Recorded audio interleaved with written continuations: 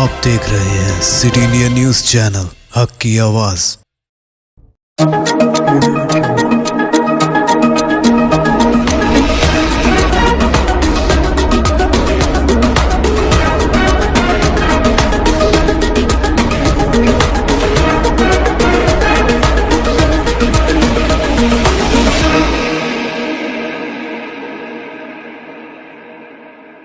अस्सलामुअलैकुम, मैं हूं Sheikh Umar. City India News में आप तमाम का खैर मकदम है। आइए देखते हैं कौमी खबरें। लोकसभा में मुलायम सिंह समेत 8 अरकान को खिराज अकीदत। लोकसभा ने चारशंबे को उत्तर प्रदेश के साबिक वजीर आला मुलायम सिंह यादव और 8 साबिक मेंबरान को खिराज अकीदत पेश करने के बाद ऐवान की कार्रवाई दोपहर 12 बजे तक मुलतवी कर दी थी। लोकसभा स्पीकर ओम बिरला ने चारशंबे को पार्लियामेंट के सरमाई इजलास के पहले दिन ऐवान की कार्रवाई शुरू होने पर मुलायम सिंह यादव और 8 साबिक मेंबरान की मौत के बारे में मुतल्ला किया। उन्होंने मुलायम सिंह यादव की सियासी जिंदगी का जिक्र किया। इसके बाद ऐवान ने कुछ देर खामोश अख्तियार करके आन जहानी लीडरों को खिराज अकीदत पेश किया, जिसके बाद ऐवान की कार्रवाई दोपहर 12 बजे तक मुलतवी कर दी गई थी।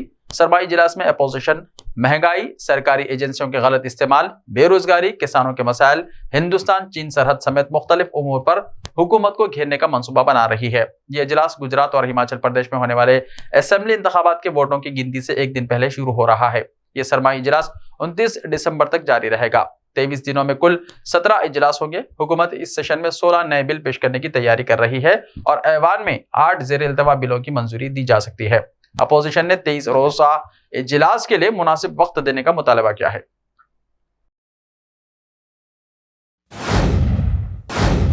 दिल्ली एमसीडी में आम आदमी पार्टी की सरकार, रुझानात में बीजेपी पीछे। दिल्ली एमसीडी में आम आदमी पार्टी की हुकूमत बनती हुई नजर आ रही है।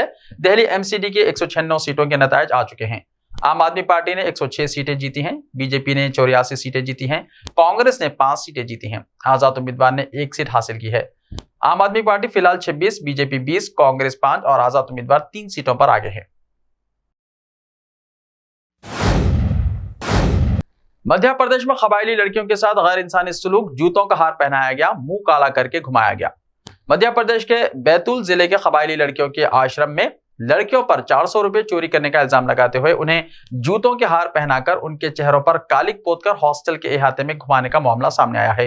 बाद में घर वालों की मुखालिफत पर हॉस्टल सुपरिटेंडेंट ने माफी मांग ली। मामला जिला इंतजामिया तक पहुंच गया और तहकीकात के लिए कमेटी तश्कील दी गई है। यह शर्मनाक मामला दामजीपुरा में चलाए जाने वाले कबायली बहबूद महकमे के कस्तूरबा गांधी गर्ल्स हॉस्टल से मुताल्लिक है। यहाँ हॉस्टल सुपरिटेंडेंट ने तालिबात पर 400 रुपए चोरी करने का इल्जाम लगाया है और पहले इन्हें जूतों के हार पहनाकर पूरे हॉस्टल के अहाते में घुमाया और फिर इनके बाल खोलकर पाउडर, काजल, लिपस्टिक गलत तरीके से लगाकर भूत बनाकर रक्स करने पर मजबूर किया।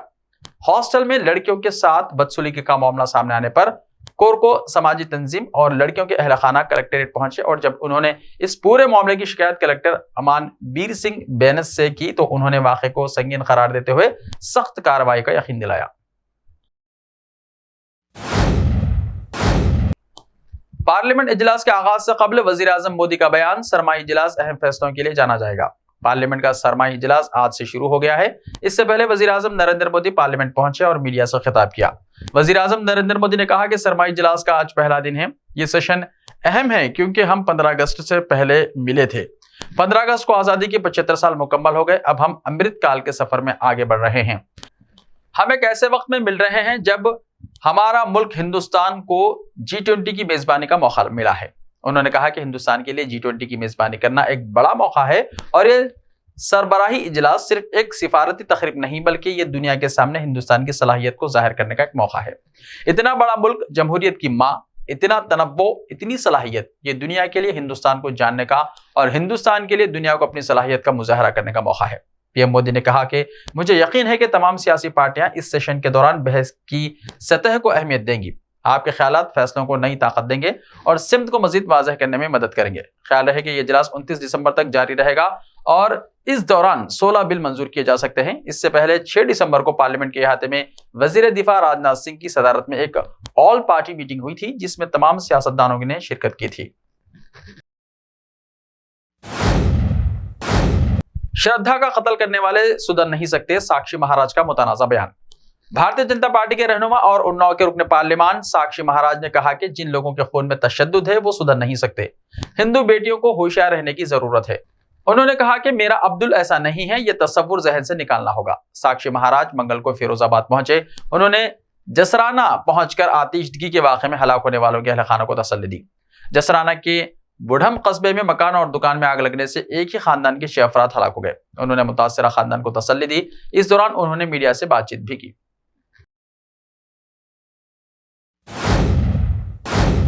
बाबरी मस्जिद की बरसी पर बाबरी मस्जिद बचाओ कमेटी का अलामती एहतजाज। महाराष्ट्र के शहर मालेगांव में बाबरी मस्जिद शहादत की बरसी के पेश नजर बाबरी मस्जिद बचाओ कमेटी की जानिब से बड़ा कब्रिस्तान में एक अलामती एहतजाज और दुआ का एहतमाम किया गया। इस मौके पर बाबरी मस्जिद बचाओ कमेटी के सदर मोहम्मद मुस्तकीम ने कहा कि मारूफ सियासी रहनुमा साथी निहाल अहमद ने बाबरी मस्जिद की शहादत से पहले ही 19 जुलाई 1992 को बाबरी मस्जिद बचाओ कमेटी के जरिए मालेगांव शहर में एक एहतजाजी जुलूस निकाला और इस वक्त की हुकूमत को आगाह किया था कि बाबरी मस्जिद पर फिरका परस्तों की बुरी नजर है और उसे खतरा है, इसलिए हुकूमत बाबरी मस्जिद की हिफाजत करे। लेकिन उस वक्त की हुकूमत ने तवज्जो नहीं दी और कार सेवकों ने बाबरी मस्जिद को मुनहदम कर दिया। बाबरी मस्जिद इन्हदाम केस में बरीयत के खिलाफ सुप्रीम कोर्ट जाने का फैसला। All India Muslim personal law board यानी AIMPLB 1992 के बाबरी मस्जिद इन्हदाम केस में CBI की खुसूसी अदालत के तमाम 32 मुल्जिमान को बरी किए जाने के खिलाफ सुप्रीम कोर्ट में जाएगा। बोर्ड के एक ओहदेदार ने चहारशंबे को यह इत्तला दी। CBI अदालत ने 30 सितंबर 2020 को साबिक नायब वजीर आजम LK अडवाणी समेत कई मुल्जिमान को इस केस में बरी कर दिया था, जिसके बाद अयोध्या के रिहायशी हाजी महबूब और सैयद अखलाक ने इलाहाबाद हाईकोर्ट के सामने नजरसानी की दरख्वास्त दायर की। हाईकोर्ट के 2 जजों की बेंच ने रवां साल 9 नवंबर को नजरसानी की दरख्वास्त मुस्तरद करते हुए कहा कि अपील कुनंदगान के पास फैसले को चैलेंज करने का कोई जवाब नहीं है, क्योंकि वो इस केस के मुतासिरीन में से नहीं है।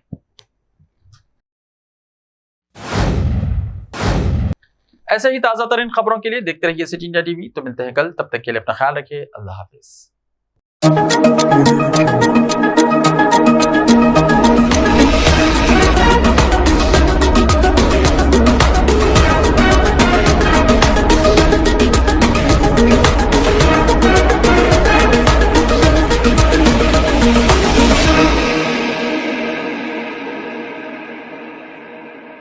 सिर्फ ख्वाबों से नहीं, घर बनते हैं इरादों से।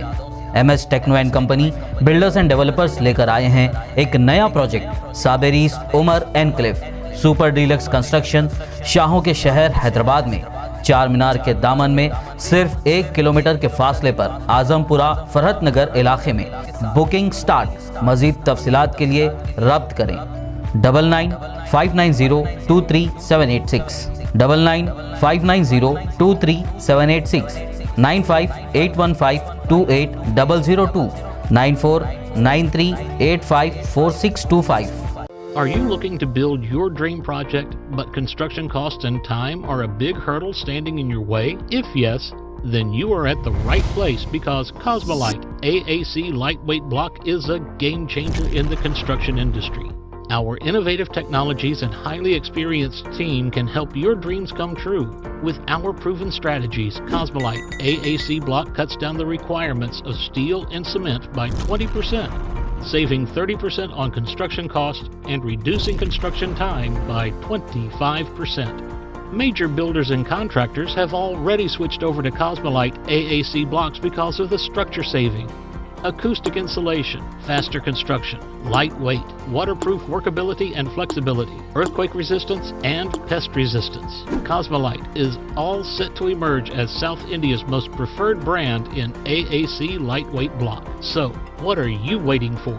Let's build with Cosmolite and stay happy, because we don't only build structures, we build happiness. Cosmolite, light up your life.